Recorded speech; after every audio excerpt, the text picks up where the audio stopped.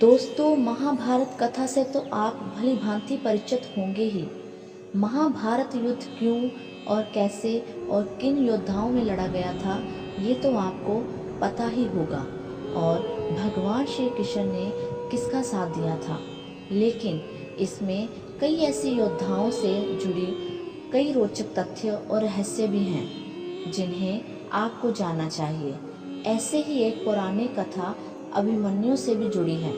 इस रोचक कथा के बारे में हम नीचे विस्तार पूर्वक बताएंगे, लेकिन उससे पहले अगर आप मेरे चैनल में नए हैं तो चैनल को सब्सक्राइब कर दीजिए और वीडियो के अंत तक बने रहिएगा। अर्जुन और सुभद्रा के पुत्र अभिमन्यु को तो आप लोग जानते ही होंगे कि महाभारत युद्ध में अभिमन्यु वीर गति को प्राप्त हो गए थे। लेकिन बहुत से लोगों के मन में यह प्रश्न अवश्य होता है कि आखिर सर्वशक्तिमान श्री कृष्ण ने अपनी ही बहन सुभद्रा के पुत्र अभिमन्यु को क्यों नहीं बचाया था, जबकि अर्जुन और पांचों पांडवों के युद्ध के अंत तक उनके रक्षा कवच बने रहे थे। तो अभिमन्यु को क्यों मर जाने दिया? अगर चाहते तो लीलाधारी भगवान श्री कृष्ण अपने सुदर्शन चक्र भेज अभिमन्यु को चक्रव्यूह से बाहर ले आते और अभिमन्यु का वध नहीं हो पाता, परंतु श्री कृष्ण ने ऐसा नहीं किया।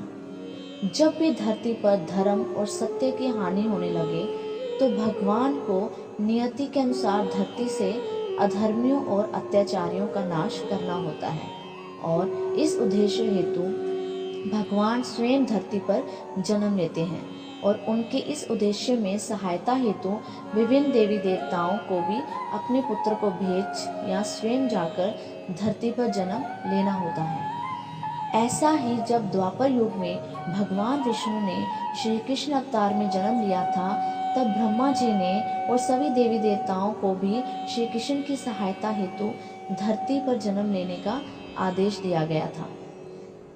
किसने किया था ब्रह्मा जी के आदेश का विरोध?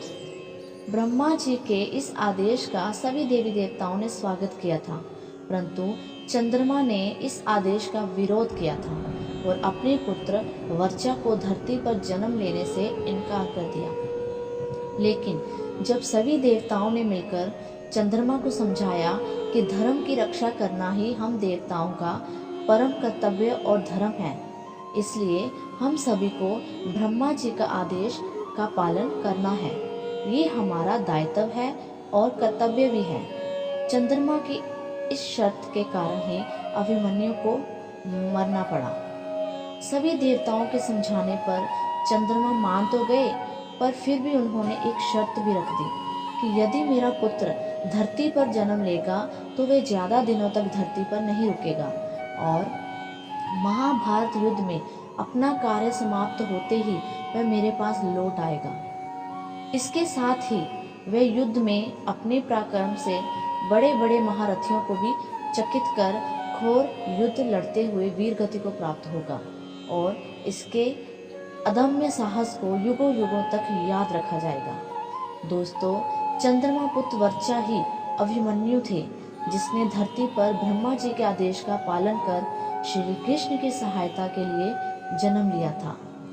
चंद्रमा के शर्त अनुसार श्री कृष्ण ने अभिमन्यु की नियति में दखल नहीं दिया और अभिमन्यु महाभारत युद्ध में वीर गति को प्राप्त हो अपने पिता चंद्रमा के पास चले गए। कथा को अंत तक पढ़ने के लिए बहुत बहुत धन्यवाद।